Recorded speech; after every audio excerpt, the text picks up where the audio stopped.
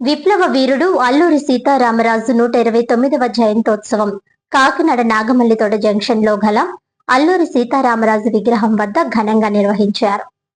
ఈ కార్యక్రమంలో రాజ్యసభ సభ్యులు Sana Satish Babu, Kakinada city MLA Varamadi Kondababu, MLC Perabhaktula Rajasekhar, మాజీ ఎమ్మెల్యే ఎస్పీఎస్ఎన్ వర్మ పాల్గొని అల్లూరి విగ్రహానికి పూలమాలలు వేసి ఘనంగా నివాళులర్పించారు. ఈ సందర్భంగా మాజీ ఎమ్మెల్యే ఎస్పీఎస్ఎన్ వర్మ మీడియాతో మాట్లాడారు. ఈ కార్యక్రమంలో క్షత్రియ పరిషత్ అధ్యక్షులు అడ్డూరి బుజ్జి, ప్రధాన కార్యదర్శి వర్మ, క్షత్రియ పరిషత్ కార్యవర్గ సభ్యులు, పరిషత్ సభ్యులు, నగర ప్రముఖులు పాల్గొన్నారు.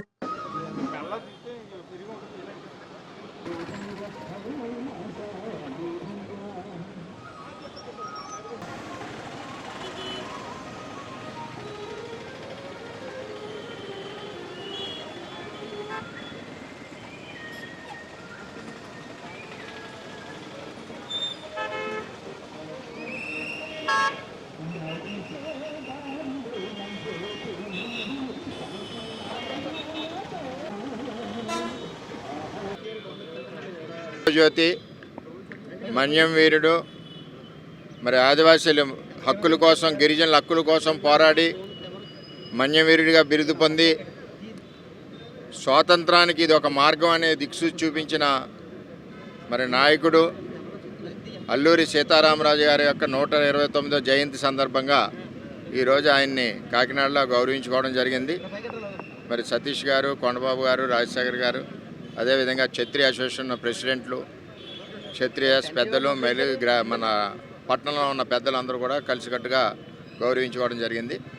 ఆయన యొక్క స్ఫూర్తికి మరి చంద్రబాబు నాయుడు గారు ఈరోజు అమరావతిలో ఆయన యొక్క చరిత్ర ఉండే విధంగా భూమి కేటాయించి గత స్మృతులు రాబోయే తరాలకి తెలిసే విధంగా, ఎంచేదంటే బ్రిటిష్ పాలకులను ఏ విధంగా ఆయన పారదోలేరు, ఏ విధంగా స్వాతంత్రం సాధించాలని మరి ఆయన ప్రయత్నం చేశారన్న విషయాలన్నీ కూడా మన రాబోయే తరాలందరికీ తెలియాలన్న సదుద్దేశంతో చంద్రబాబు నాయుడు గారు ఈ కూటమి ప్రభుత్వంలో అమరావతిలో భూమి కేటాయించి ఆయన యొక్క విషయాలు అన్నీ కూడా బయటికి తెలిసే విధంగా, అదేవిధంగా ఏదైతే భోగాపురంలో విమానాశ్రయం పెట్టారో దానికి కూడా అల్లూరి సీతారామరాజు నామకరణం చేసి ఇంటర్నేషనల్ ఎయిర్పోర్ట్కి మరి ఈ ప్రభుత్వం సీతారామరాజు యందు ఎటువంటి ప్రేమాభిమానాలు ఉన్నాయన్నది తెలియజేయడం జరిగింది.